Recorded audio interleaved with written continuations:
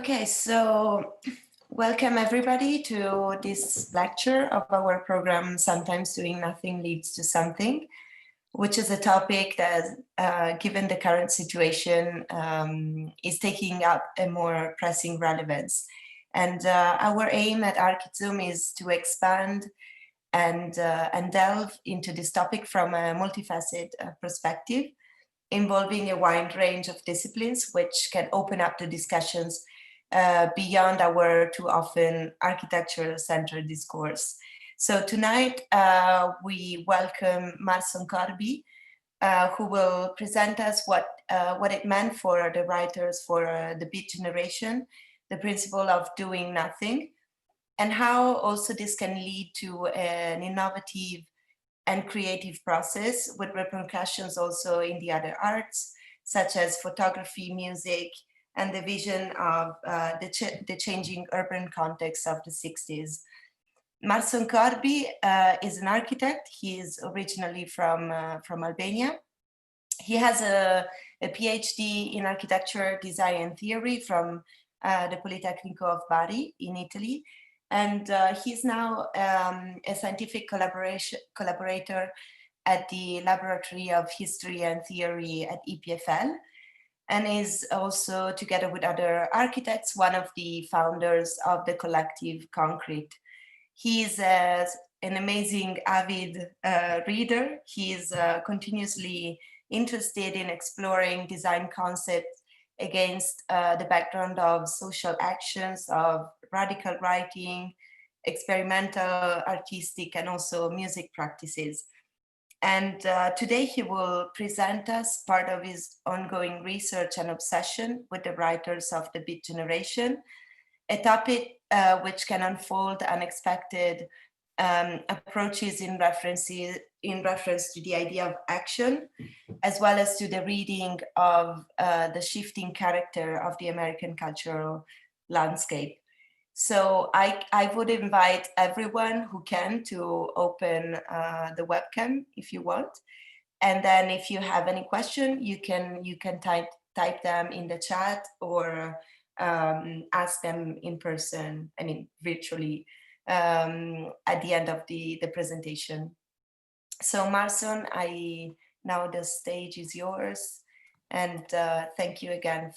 Thank you. So first of all, thank you to Silvia for this introduction, which really, let's say, increases my responsibility today talking to this argument that is new also for me.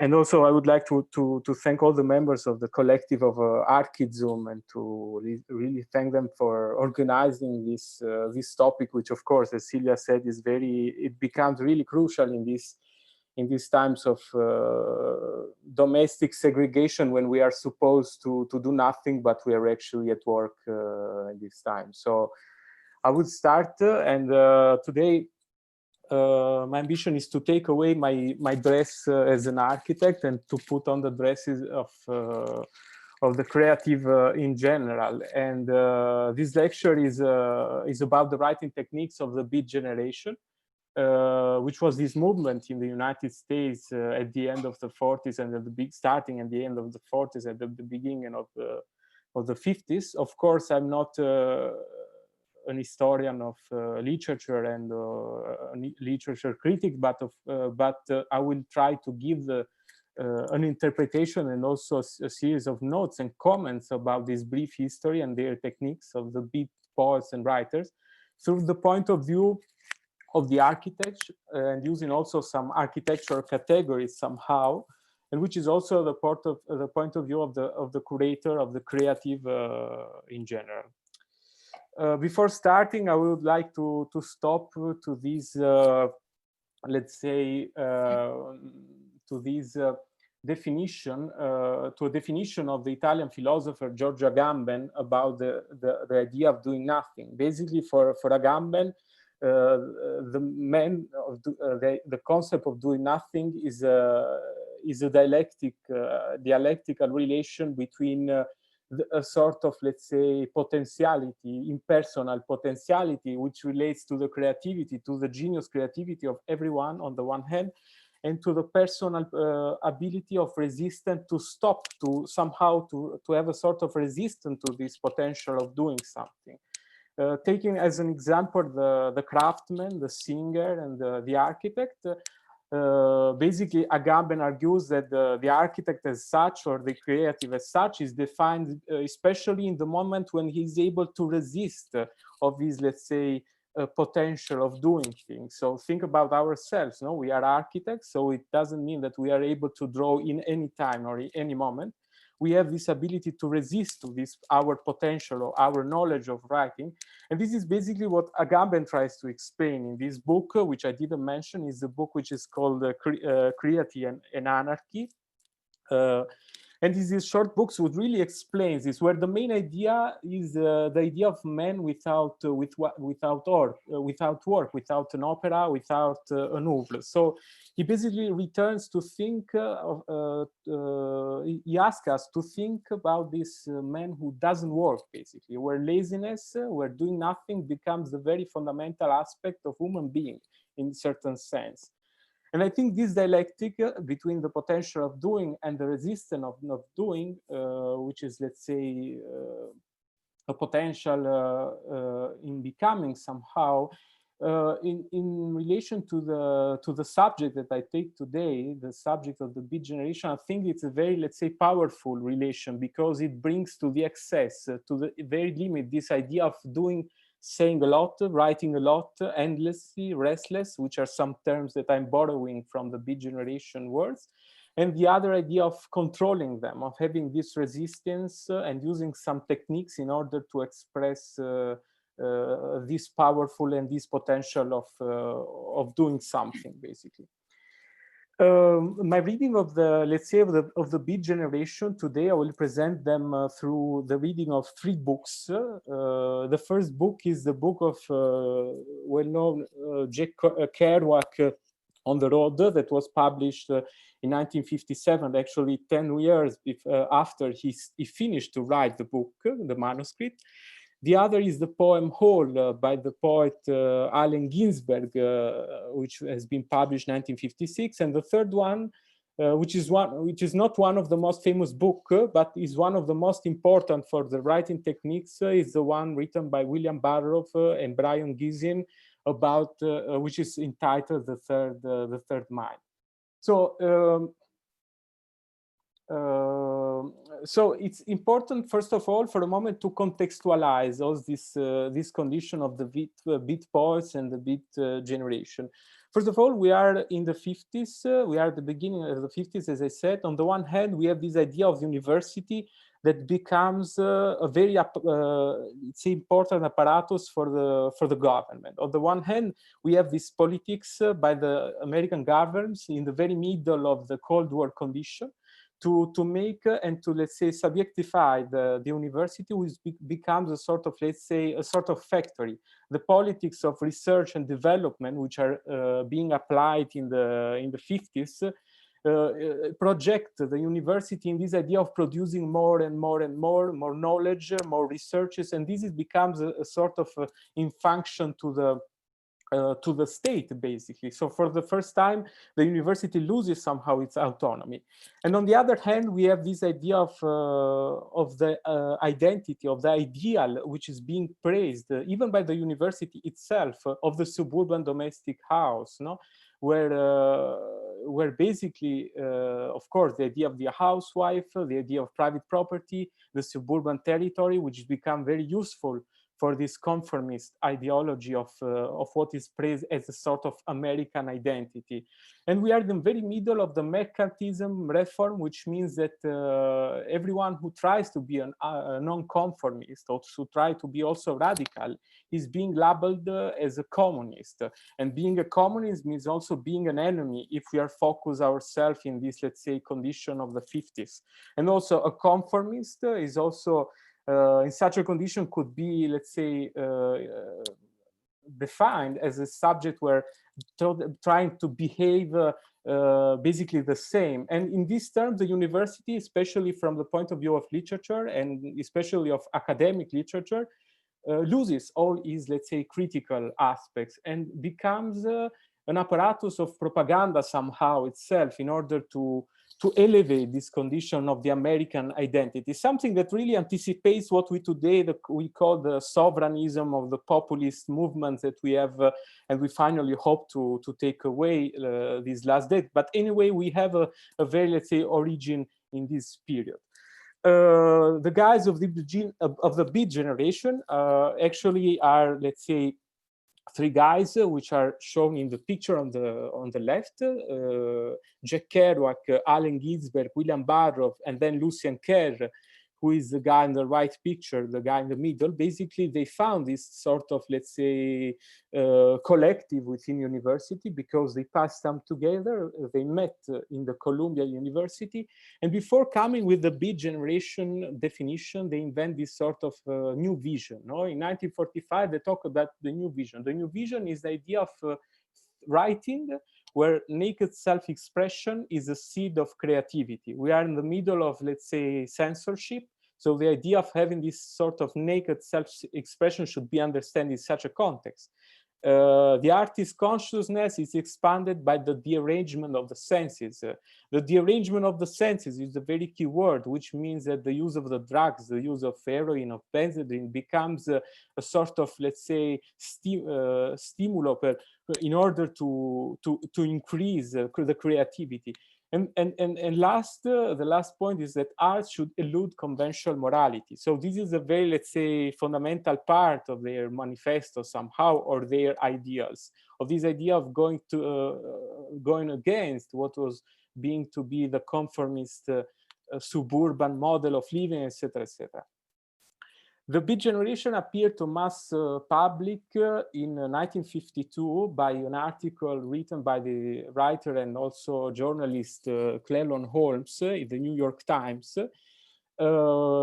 Basically, this is a very interesting article which shows that gives a series of definition and talks about the Beat generation, not only in relation to the three guys that founded them, but in more in a general term, describing the Beat generation, which was the generation of youth of the 40s and of the 50s. And so somehow Holmes talks about this sort of nakedness of mind, which recalls from the very first manifesto, this idea of being pushed up against the wall of oneself. So is also this recurrency of the oneself being, let's say, reinvented anytime anew, no? This idea of the new subject. And another aspect which becomes, let's say, very important is the absence of any social value. So the Beat generation does not have to be understood as a sort of political group. They wanted just to found a sort of, let's say, new way of life, which was a new way of life based on the day-by-day, day-to-day solutions. So which means that the how to live to them seems more important than the why to live. There is there is no idea to be radical to the system. They just wanted somehow to say a contemporary word, to erode it from the within somehow. And also the idea of writing a manifesto to them seems very, very absurd in this consideration. The term beat was, which Holmes in the New York Times article start to spread, was basically invented first by Jack Kerouac, who was talking about this idea of religious beatitude, of pleasure of life, of tenderness. So it's something that is really related to still related to the domestic realm and to this idea of the affectivities. But of course, during the course of the year, the term was trying also to be, let's say, manipulated by the media. For example, the beaten. The beaten was a term used first by Kerouac, which meant this idea of being, let's say, in a lower class position. But then it started to be, let's say, used, as I said, by the media, even in a negative terms. For example, the idea of a beatnik, beatnik, which is this collage of the two words with the word beat, and the word Sputnik, which was beginning which actually was invented and was, let's say, part of that specific historical moment, a Sputnik that was launched by the Soviet Union. So basically to say this, let's say, mediatic invention of the term, of, let's say, transformation of the term was, let's say, using negative terms to usually the beat generation guys were described as someone who didn't want to work, who didn't want to be part of the American society and to contribute. And the last word, which I also try to put with a question mark, because I think that there is a sort of relation, the word bit, which is wit on the EPFL, was also a word that was invented in the Soviet Union to describe this an idea of a new way of life, so the new Soviet man, which was basically the socialist man. And this, I think that there are some relationship, but historically I could not have the certainty to prove it, but it's interesting that there is a sort of, let's say, recurrency of this word and of this new idea of living. The first book is the book On the Road by Jack Kerouac, which introduces this term, which is the restless writing, restless writing on the territory, on roads, towns, motels, and gas stations.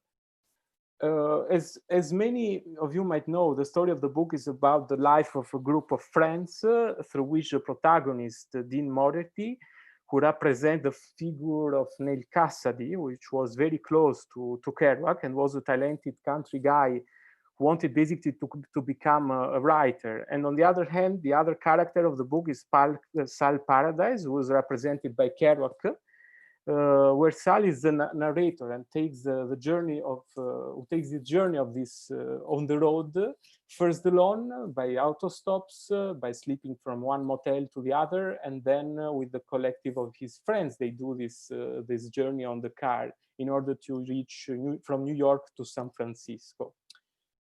In the first pages of the book, turning also back to my title, what is interesting is that, let's say, which is a passage highlighted many times by Kerouac itself, also in his interviews, this idea of the beatitude that I was trying also to talk before was also a question of madness, no? But seen from a different point of view of the idea of being mad. The beat writers considered madness as a state of superiority, used instead, which was used then by the state, as we already know, as a form of disciplinary control. No? Madness for the beat generation entails no obligation. Madness is confusing. It's a sort of level of fact, and is also a way somehow to be a non-conformist. No? For example, Carl Solomon, who's, let's say, one of the first beat poets, talks about this idea of the lunatic. No, is a man who has preferred to become what is socially understood as a man, rather than forfeit a certain superior idea of human honor. So basically, Kerouac talks about this man, which is meant to be saved, meant to be, let's say, to be considered as such, and to be the very protagonist, even inside the literature moment. So On the Road, this topic of the mad, of the continuous traveling on this adventure on the road, which was considered a really mad thing if we talk about the 50s, to go on the road without having a fixed, let's say, place to go, with changing motels from one day to the other, was a very radical action if we think in the 50s. Of the condition that I also tried to describe before. So the topic of mobility becomes a sort of resistance to the sedentary life of suburban family. In the journey, Kerouac takes notes. He draws also this map in one of his sketchbooks, which is the map of the journey in November 1949. When he basically takes all the itinerary, all the stops, he puts also sort of legenda of what he does, which are the auto stops and which are the parts that he does by bus, etc., etc. Which at a certain point, together with the book, this map should seem as a sort of territorial project, no? Where the point is not the final destination of this mobility, the point is the trip in itself, so the road. And this aspect, of course, tries to being Kerouac tries to translate this sort of, let's say, action even in his writing techniques. So when he makes this journey of 7 years, which lasts basically a series of journeys, also a series of trips on the road of 7 years, basically, he finally decided to write it, and he writes it in 3 weeks in one single, let's say, roll of paper, which is just a series of small pieces of paper taped together in a new unique scroll, because for him this was a way also to don't make interruptions and to write in a unique flow somehow. So as I said, Kerouac tries to translate this in a writing technique. The idea of on the road going faster and faster becomes tangible because we see a roll of paper, we see this flow, this restless way of writing. And this defines the one technique. So he writes on the road in 20 days, in 3 weeks, basically, the whole entire experience that he has done in seven years. And on the other hand, we have the other technique. No, the other technique is referred also to the idea of jazz and bop, which was this very, let's say, popular music within the bohemian of the time. So basically, the way Kerouac writes, for example, in this passage, the use of the word will, the back towards, the preposition out, on, and towards, becomes somehow a proposition that, let's say, really try to emphasize this idea of speed, this idea of writing as fast as possible.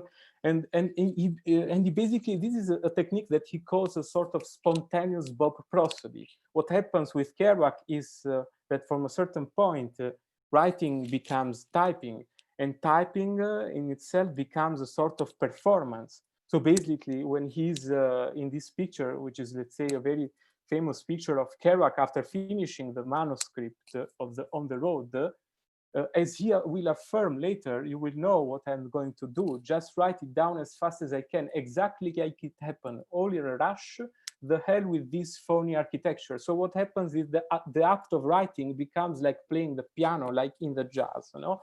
And this is somehow a tribute, of course, very influenced by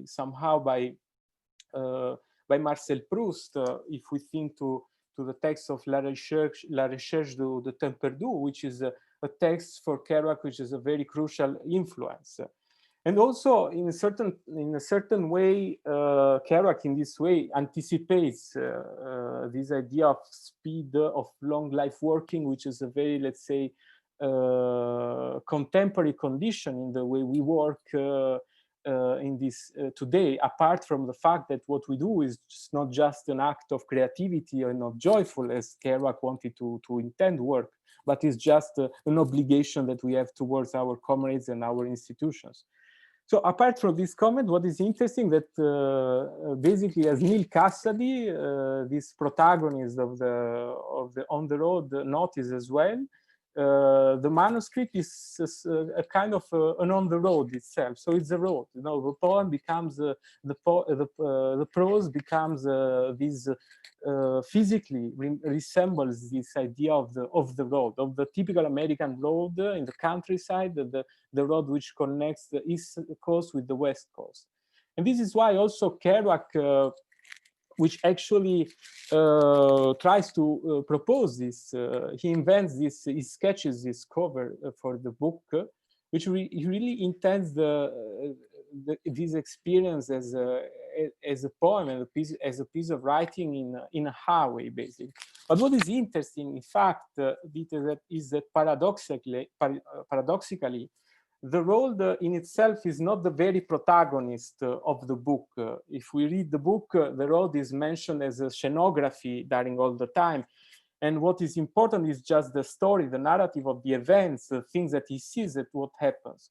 But it's possible to say that actually Kerouac understood this importance on the road only through the work of Robert Frank. Robert Frank that does this work of photography, which is the catalog of the Americans, basically takes this experience of on the road again, and then he makes the pictures of the landscape, of the American landscape. On the one hand, he focuses on this perspective idea of the road that it's like a sort of endless sign in the territory.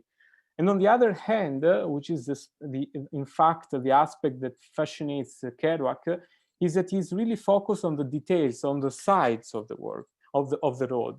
So he stops in this journey. Frank stops and also makes, let's say, these pictures of details of people, of fragments, of places that collects all these things in the Americans. And when he met Jack Kerouac, he asked them to write the introduction of the book. And I think it's one of the most interesting texts made by Kerouac, where on the road is seen from the point of view of the photographer. And this is what actually Kerouac highlights here. So he highlights that what he didn't see, he didn't recognize in his narrative was really recognized by the eye of the photographer, who was the eye of Robert Frank in this book. So he says that basically Robert Frank got eyes instead of Kerouac for experiencing this idea of on the road.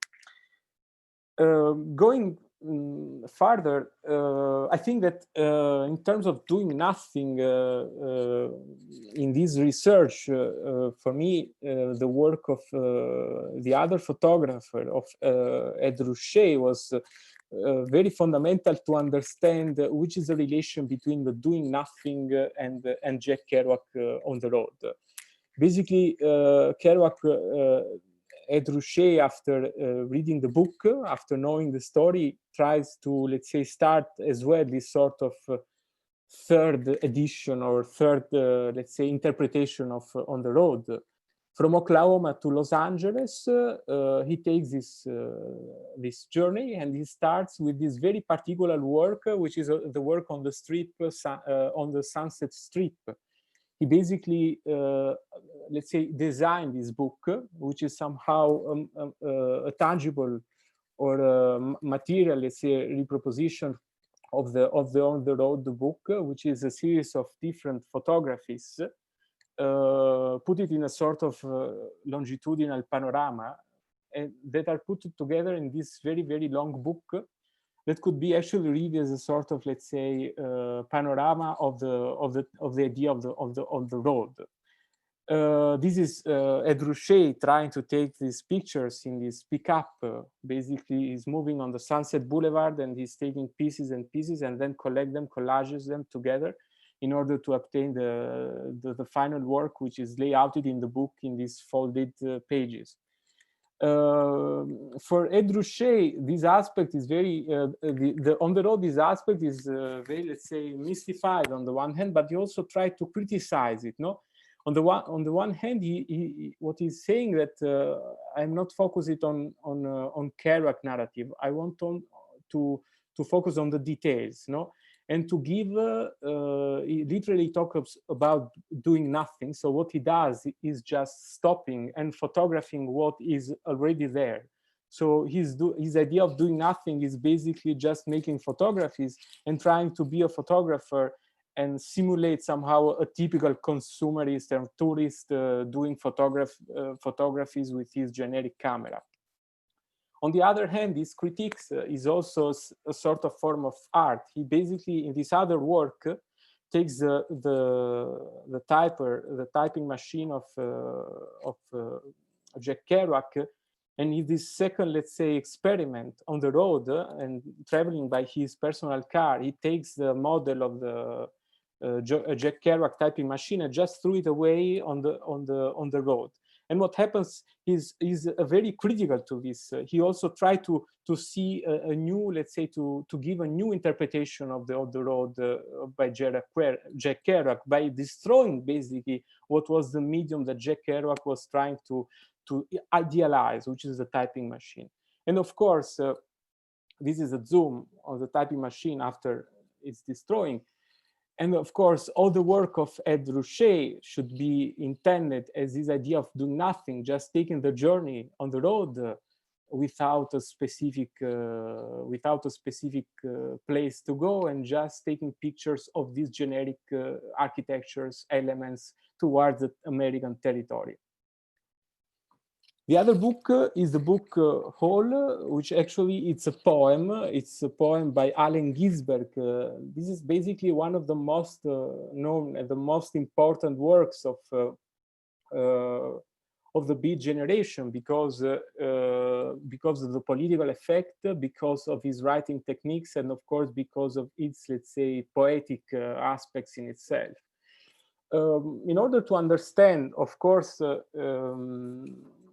Hall and the Beat poem, it is important to collocate it within the metropolis scenario.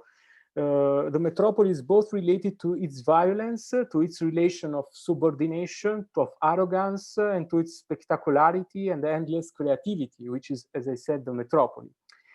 Even in Kerouac, in Ginsberg, this idea of Kerouac's writing as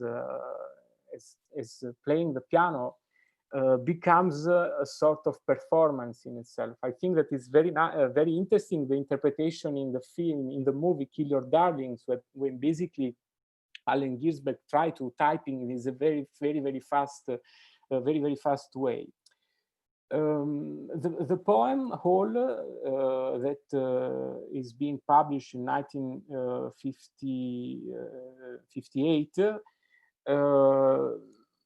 Ginsberg uses his poems to give a sort of vision of the real world, his experience, the city, what he sees, what he wants to criticize, no? Being somehow inspired by Kerouac and through the readings of William Carlos Williams, which was a contemporary poet of the time, he discovered also the idea of the fragment, no? At a certain point, the sentence structure of the stanza, which is in poem, is called, let's say, the main building of the block of the poem. This stanza becomes a sort of sentence in itself. Each stanza is a statement, and each line in place is also referred to the others in the poem. What is interesting that when the poem is, let's say, written, then there is this public reading in the Sixth Gallery, let's say, in San Francisco, and the reading of the poem becomes also a sort of, let's say, orgiastic, let's say, moment of pleasure, because it's something very new to hear, for considering the time, and also very radical. His idea is, let's say, recalling all the poets of his generation, destroyed by madness, starving, hysterical, naked, dragging themselves to the Negro streets at dawn, looking for an angry fix. These words are very, let's say, have a very powerful echo in the San Francisco and the United States of the time. There is, so the first part, which I didn't explain, of the poem, which is a poem written in 3 parts, is dedicated to Carl Solomon, who's a friend, who's a poet of Ginsberg, and who actually is suffering because he's being closed in the psychiatric hospital because of madness, of mental problems. So he really dedicates this part to Carl Solomon, which at a certain point becomes also a sort of, let's say, surrogate of his mother, who had the same mental health problems in that years.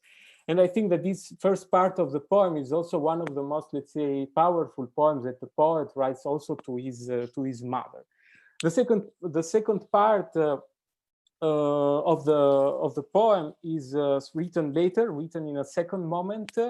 He introduces this word, which is called Moloch. Moloch, that coming from the biblical, let's say, figure of sacrifice related to children, becomes here a sort of, let's say, synonym to describe basically capitalism. No, capitalism was a word that could be very difficult it was very difficult to use in the 50s. So basically, his poem in this part becomes a sort of critique to capitalism, to all these aspects, and to what he understands from the city and from the system of production of the time. So Moloch, Moloch, Moloch, robot apartments, invisible suburbs, skeleton treasuries, blind capitals, demonic industries. And then there is a third part. The third part, when he introduces the idea of the repetition of the same fragment. I'm with you in Rockland. Rockland is the hospital where also Ginsberg was being closed for his mental, let's say, because he was an homosexual, and this for the time was a sort of mental problem. So Rockland becomes a sort of, let's say, repeated word, no? And then is a sort of recalling, turning back and closing with the Carl Solomon is sort of hole in the term that he really address this let's say shouting to Carl Solomon. And of course, as I said, there is this, let's say, repetition of the same element, which is somehow really inspires what later will be also the culture, if we think to the pop art, but especially to Andy Warhol being somehow a bit artist in a certain way. This idea of taking a fragment, taking an element that becomes an element from within the way of within the capitalism, and then expanding it to his creativity.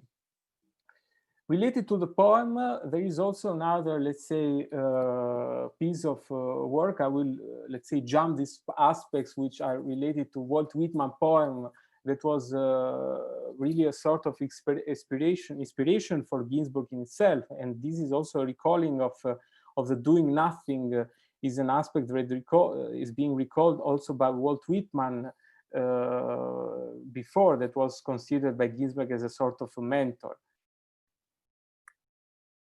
Ginsberg, which has this, let's say, political, between the different poets of the Beat generation, Ginsberg was also the one who really understood. He was, let's say, somehow a poet coming from the metropolis. He was trying to be a sort of messiah, sort of a figure inside all the problematic and the conflictual aspect of the metropolis. But going further, related to the poem, another poem that I find really critical towards the city, towards, let's say, its contradiction, is the poem Bomb by Gregory Corso. Bomb was actually contemporary to what had happened in Hiroshima and to this, let's say, continuous risk in the Cold War era related to the atomic bomb in the war between the United States and Soviet Union. So basically, Corso tries to make a sort of, let's say, emphasis to the bomb, and even in the way he composes the poem in itself, it also tries to shape the mushroom shape of the atomic bomb. Of course, considering the difficulties of this kind of very formalistic somehow and very difficult to publish, the shape of the poem also started to change in the official publish of the book, and it still says the same of the mushroom, of the atomic bomb, but the poem becomes, let's say, more thinner somehow. And what is important in terms of content, in the way Corso describes the bomb, it seems basically a sort of declaration of love. And this is why the bomb of Gregory Corso is contested a lot in the intellectual circles of the time, because it doesn't try to critique the bomb. He wants to praise it, to treat it as a sort of, let's say, something that could be considered also as a new reason for the beginning of something new. And I really try to highlight and wanted to highlight this aspect, this fragment of the bomb, especially when at a certain point, Gregory Corso tries to imagine a sort of explosion starting in Manhattan. At a certain point, he sees this bomb in the middle of Manhattan, and what happens in his words is that we find pieces of the Empire State Building around in a broccoli field in Sicily, no, Santa Sofia peeling over Sudan, and a lot of these kind of things that probably because of a sort of, let's say, professional deformation, when I read this passage of this poem, I really think to the collage and to the images of Rem Koolhaas imagining these pieces of the Empire State Building somewhere in New York, no?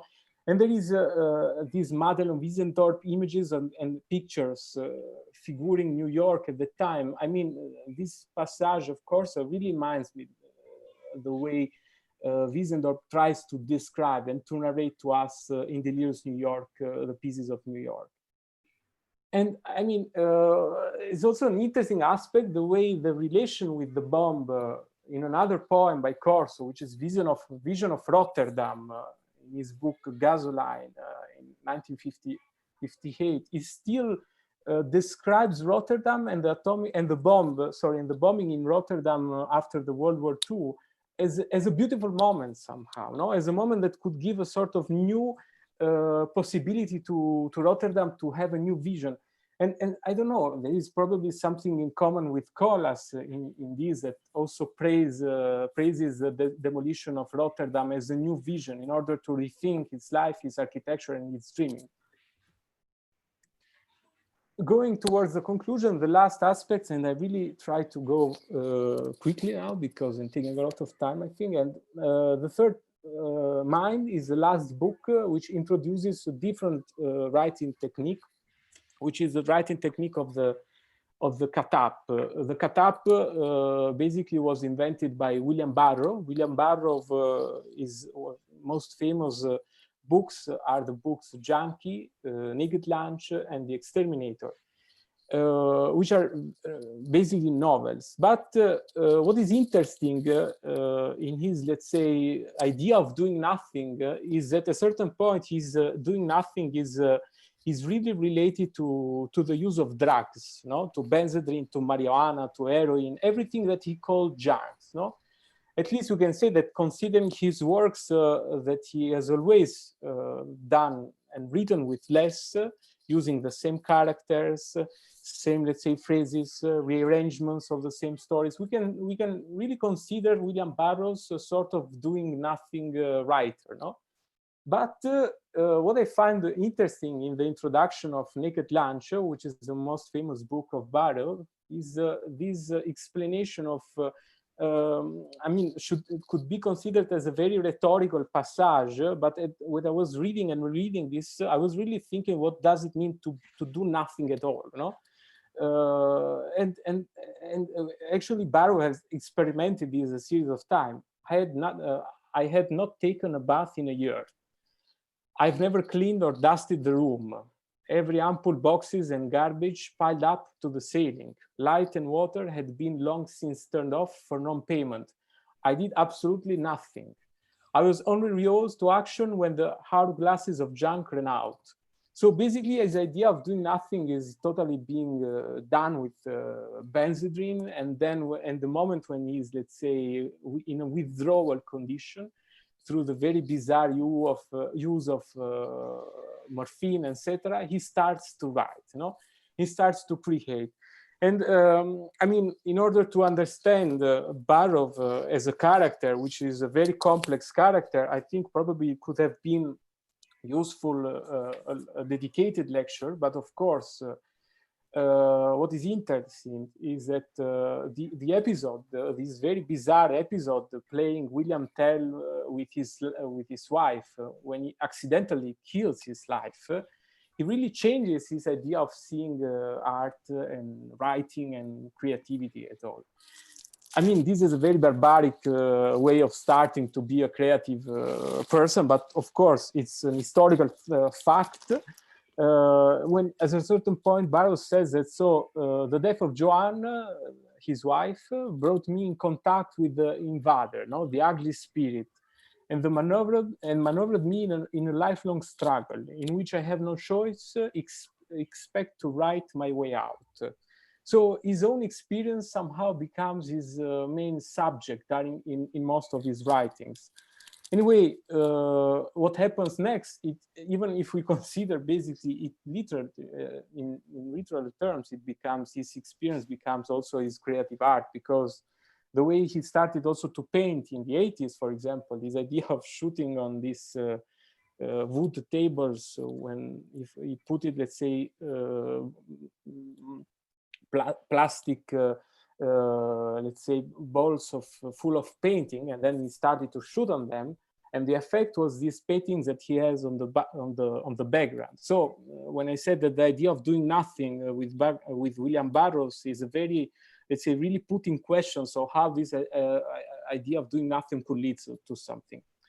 But anyway, this, let's say, my attempt to introduce Barov in this very bizarre aim goes back to his, let's say, most interesting book, which is, let's say, the book that he writes with the painter Brian Gisin in the 1978. What they wanted to do, basically, is that how does a word, how could the word become a picture? How does a picture become a word? In either case, you know, it is happening when something clicks, no? For a picture, the click is like a camera shutter. For a text, it is more like the click of a tape recorder switch. So basically what he wanted to do together with Brian Gisin is to give to writing the same, let's say, innovation where that already was occurring in art, for example, or through the technique of the collage, you know? In this collage of Brian Gisin, who takes also pieces of the Centre Pompidou in Paris, and the use of the grid becomes somehow the painting part of the book. And then there is Barrow that on the other hand is the writer, and they also try to mix the things together. So the title is already a manifesto statement, because the third mind is that a new author emerges, an absent third person, in the moment when the two different, let's say, disciplines or two different creatives combines the things together through the technique of the cut-up. And their book is also a critique to this idea of the negation of the all-powerful author. So they want to say, how if we, let's say, abolish the traditional form of writing of the book and we invent this third mind writer, which basically doesn't exist. Here are some notes of Barrows, who explains, and he says that what he does for the cut-ups is that in one column he contains simply an account of a trip, so he takes notes. On the next column, in his sketchbook, of course, he writes his memories, and then in the third one, he just rewrite pieces of other books that he's taking with himself. And the final result, in the third mind book, we find this mixed collage of paintings, the paintings of the grid of Brian Gisin and the writings of William Barrow. The cut-up itself is a technique when they just take pieces of fragments of different poems or the same poems and then rearrange them together just in a random way. In this case, there is also, this is an example where all these fragments are, let's say, rearranged together again. There is also a sort of way of re-editing the parts. And then they invent also this second, let's say, variation of the cut-up, which is called permutation. The permutation is basically the rearrangement of the word in the same phrase in order to exploit all the possibilities given to the sense of to the different senses that could be obtained through the same sentence. And also they introduce, somehow anticipating in a certain sense also the way we very well know the Archizoom, draw their diagrams with letters. Basically, even this book was published in at the end of the 70s, but this is a technique that Barrow itself was already experimenting at the end of the 60s somehow. And this is, here he gives also some examples of how this technique of permutation could be possible through the use of diagrams, of letters, of numbers and symbols. And then there is the last variation, which is a variation called the fold-in. The fold-in is just, let's say, a sort of, let's say, rearrangement of the parts, not by cut-ups, but by folding, let's say, pages of the different pages of the same book, for example. They give the example if I, for example, mix or fold in the page 1 of a certain book with the page 100, I will give to the reader this sensation of a sort of déjà vu, because he will reread what he actually read in the first part, in the first page of the book, and he will also have a sort of vision of the future part of the book. So they made these techniques, also these collages with other mediums, with hieroglyphs and with plans, could be also architectural plans if we think about it.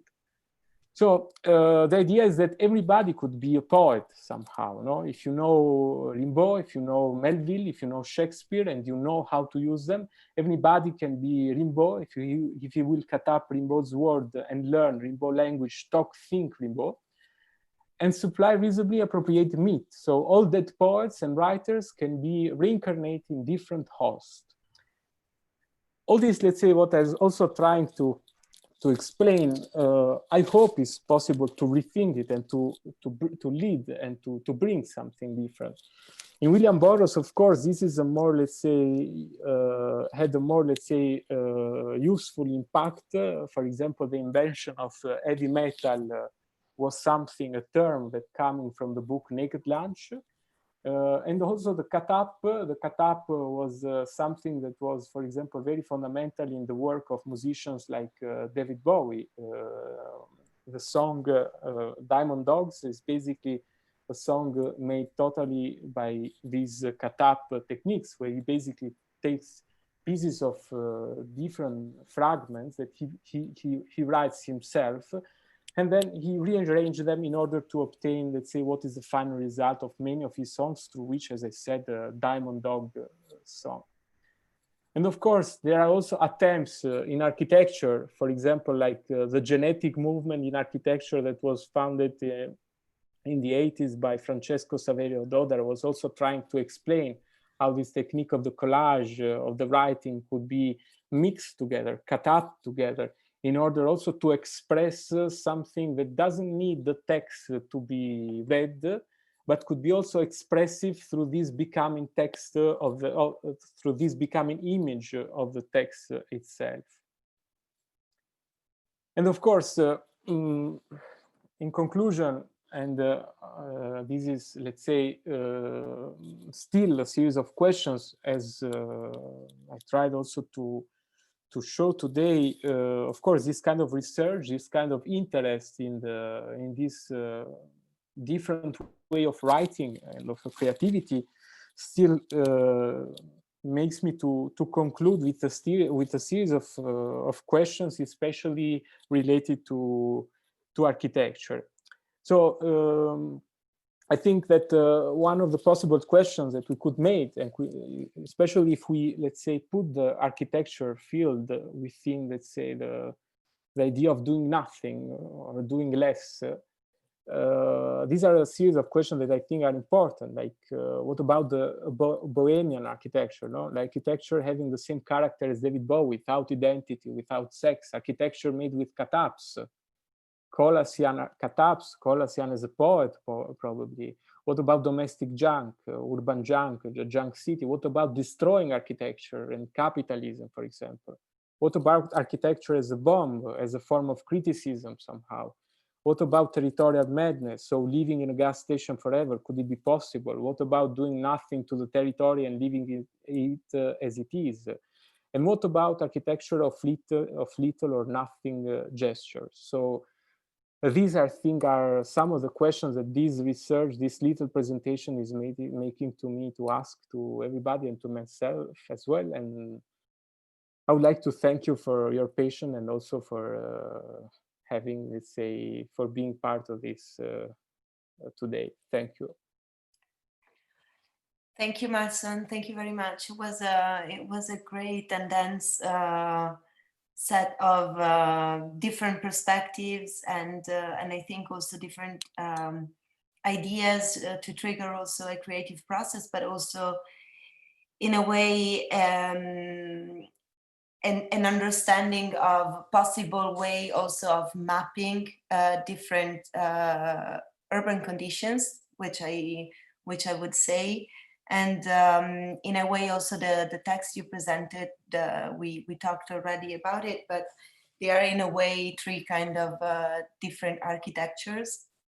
and it's also three different ways of, several different ways of looking at the urban environment. And I also was wondering, it's quite funny that you started your presentation with this image of the crowd in front of Columbia University. But then in a way, this crowd constantly disappears in Jack Kerouac, in Ed Ruscha, and the other examples that you showed. And maybe I was also wondering what is this urban landscape that they were trying to map? Was it they were looking at the landscape because they were in a way moving out from this crowd that you described as ideological and as in a way representing the state power, or why this interest into the empty landscape in a way? Yeah, actually, there is, of course, a strong relation. I mean, think about the way, personally, I found that the way the university works today is very close to the way the university worked, in that, of course, we are more multitudinary forces in the terms that we are not, it's difficult to think of us as a crowd today. Of course, we have more an autonomy of thinking. We still have our way of thinking as individuals within the university, but the means of production and the way we have to adapt to them is basically the same, you know? And of course, it was very difficult to make a critique from the point of view of the Beat Generation artists to this condition of the university at the time, in the same way that it could be, in my opinion, very difficult for, let's say, how to say it, a dissident collective of people within the university today. So what they try to do is, in order to attack, in my opinion, from within and to focus only to the university landscape, they also try to be a part of the territory. So they wanted to influence everything they could influence somehow. So from the territory to the university, to the domestic life. And in fact, they had a sort of, let's say, influence. If we think, for example, later in the 68, 69 period, no, when we have these revolts towards the university as a factory, they had also, for example, there was this free speech movement that was basically inspired by the way they still the idea of speech, so of writing, etc., etc. There was still the relation between the Beat Generation and what the university struggles were trying to do later. But I think that they tried to influence the territory, not by focusing on a specific environment. They wanted to do it everything. For example, the reading of the poem hall was made basically in an urban condition. It was in this Sixth Gallery, which is a sort of bar, and they introduced this idea of reading poems in bars, which is something, a sort of, let's say, political tradition that for a while had been lost. So I think, yes, they have a general effect. Yeah, but also this transposition of poetry, for example, in an extremely popular culture environment, as you were referring now to, about this reading poems in bars, is also something that is really, in a way, gives us a clue about this idea of culture of congestion, and even the very practice, I think, of cut up is maybe also a reaction to this culture of congestion, in the sense that the juxtaposition of fragments coming from different, completely different environments or contexts, and they, through a clash, they create something new. Yes, it's interesting. But apart from that, of course, as Barov said, I mean, he didn't invent cut up. Everybody did cut up already before, in the sense that for him, even the way of writing the typical way of creating things. It was he sees katabs everywhere, basically. So what is interesting about this, that even us, we still do katabs in a certain way today. But in what I find interesting in the way Barrow tried to do them is also to rebring text in a different way. I don't know if the question today is to rebring the katab in life, but for sure, one of the possible questions, for example, today, how to rebring, in my opinion, text at the center of the discourse. I mean, we don't write so much, and we used to make Instagram pictures and a lot of this kind of stuff, but text somehow is disappearing, no? And this is for me my preoccupation in referring to the. So if I would bring the katab, I would bring it in a different way, perhaps. Okay, so let's see if someone has any question. So we have Elena. She has a super small question, but who is the author of the book Creativity and Anarchy? Giorgio Agamben, the philosopher Giorgio Agamben. I would write it. Marson, sorry, thank you for this wonderful walk through the beat generation, through the 60s also. I have a small question that I did not really understood if it was a shared, your structure from these three works, three books, at a certain moment, and we discussed this when we were preparing the Sometimes Doing Nothing Leads to Something, with the question of reduction of means. And at a certain moment you talked about On the Road, which found itself a physical translation, which is very, very interesting and in beautiful movement, this roll out. And some of the techniques also share this common assumption that you can do a lot with this reduction of means. My question is, it was a shared belief, or it was just a coincidence that most of the works that we saw here, most of the techniques, they passed by a reduction of the means? I was not, my question is, it was a shared position that we should reduce means, or it was just a coincidence between all these outcomes that you were showing? Yeah, it's a very good question, because I mean, it really brings up the question of how the beat generation was a collective in the contemporary term. When you have this idea of being part of a manifesto, and so you all have to share this condition when you are part of the collective. Of course, the beats were not a collective. They didn't write the manifesto. Kerouac, for example, wrote a book when he explains his writing techniques. And he never talks about this writing less, or being, let's say, minimalist, or all these kind of things. I mean, yeah, it might be considered as a sort of coincidence in order to answer to your question. But of course, what was important is not to understand, I mean, for me, from the point of view of the final result of this idea of having, let's say, just little text in order to say, let's say, big ideas, no? It was the process which is very interesting, and somehow how how it bring this to this final work. So the process of, let's say, referring, for example, to music, the use of jazz, the interpretation of the jazz melody and the jazz rhythms brought Kerouac in order to write as he was writing the lyrics of a jazz music.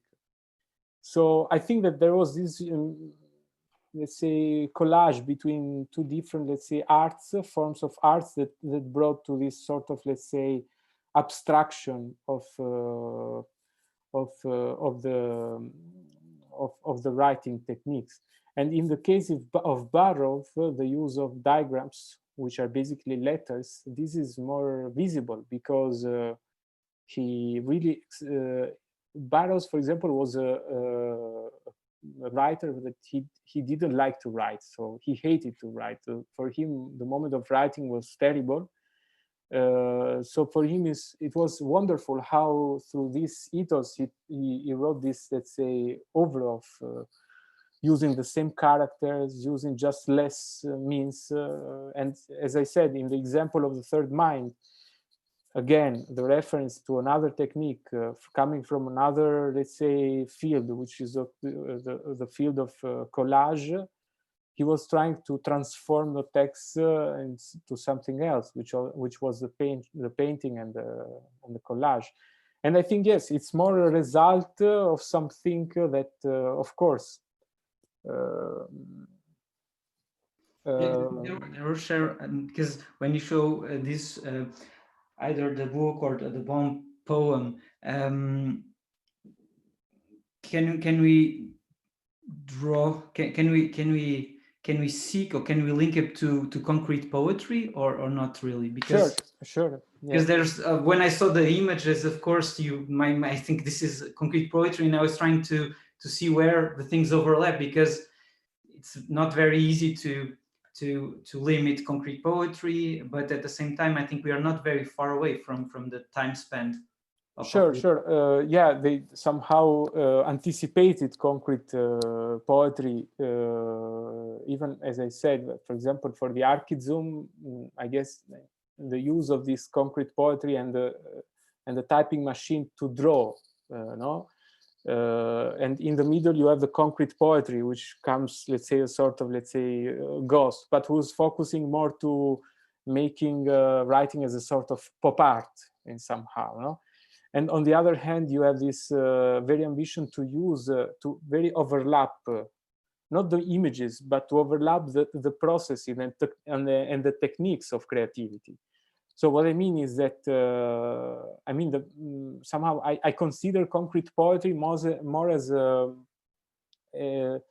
something that comes, of course, later. Even Ginsberg, for example, he writes in the way he writes, or for example, even the atomic bomb, the bomb, is layouted as an image. So it's already a concrete poem somehow. So they anticipated somehow this idea of writing in this term. And of course, I didn't want to focus on concrete poetry because, of course, it implies, and I wanted, first of all, to understand which was the very archetype and which is the very origin of that kind of experience as well. Dada. Yeah, it was for sure. It was, but I mean, they also in this interview between Barov and Gusin, they use this reference from Dada, but apparently what they wanted to do is more concerned with this idea that which for me is politically more interesting, this abolition of the author in the way they wanted to do it. I mean, the idea of that we write, we can even take away our names from the book, and everybody could have done this. So, I mean, yes, it, of course, have a very strong relations with Dada, but the way they were trying to do it, it was even more crazy, I think. Okay. So, thank you, Marson. If we don't have any other question from the audience, I think we can call it a wrap. And so this coming Thursday, we have two artists who are going to discuss the idea of doing nothing through their practice. They are Adrian Pazzi and Lech Gielosi.